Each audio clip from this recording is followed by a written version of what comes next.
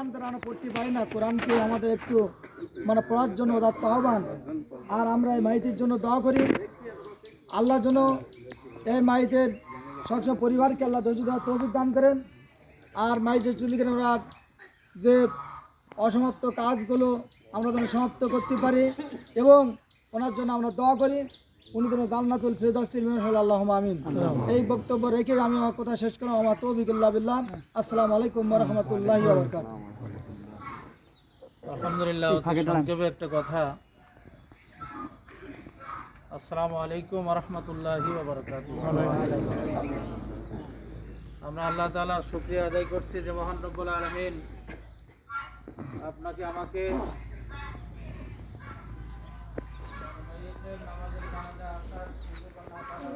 এই মারবো বলে সব বলি।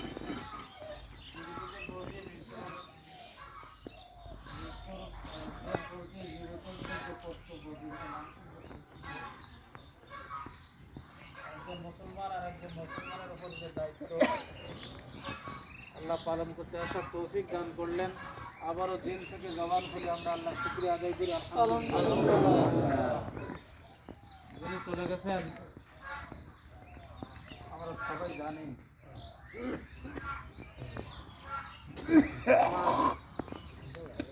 দাদার আপন খালাতো ভাই, আমার নিজের দাদার মতো আমার যত্ন করছে।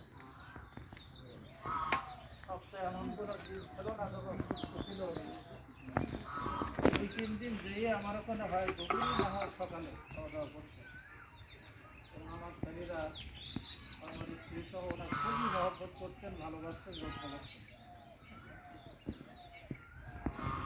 এরপরে উনি আমাদের মহেশপুর, এরপরে বড়ঘরাটি, গাজীপুর, নাট্টাড়া বিভিন্ন জায়গায় মানুষ মারা গেলে সংবাদ পেলে ছুটি হয়ে গোসল করাতেন, করাতেন। বহুদিন থেকে কাজ তিনি করে আসছেন। মুরব্বী মানুষ, আল্লাহর কাছে জানার জন্য দোয়া করি। এবং তিনি আমাকে প্রথম বাড়ি থেকে এই মসজিদে আনার জন্য কয়েক তারিখ যে আমার নিজে হাত ধরে তিনি বলে, দাদা আমাদের ওখানে ছুটি হবে। ওনার ওসিলায় আমি এখানে আসতে পেরেছি, আসার সুযোগ আল্লাহ তাআলা করে দিয়েছে। তার জন্য প্রাণ খুলে আল্লাহর কাছে দোয়া করি।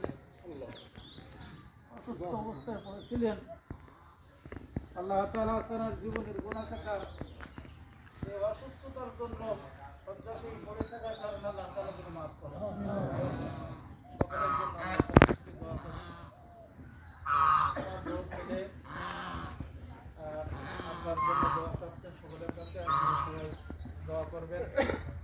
আর বিশেষ করে ওনার চলার পথে একদিন আরও যদি কোনো ভুল ত্রুটি করে থাকে, আল্লাহর হস্তে আপনাদের কাছে কারো কষ্ট দিয়ে থাকে, আল্লাহর হস্তে আপনারা মাফ করেন।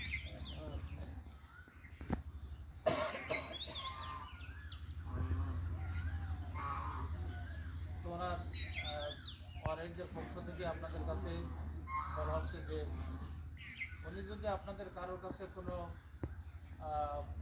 কাউকে কোনো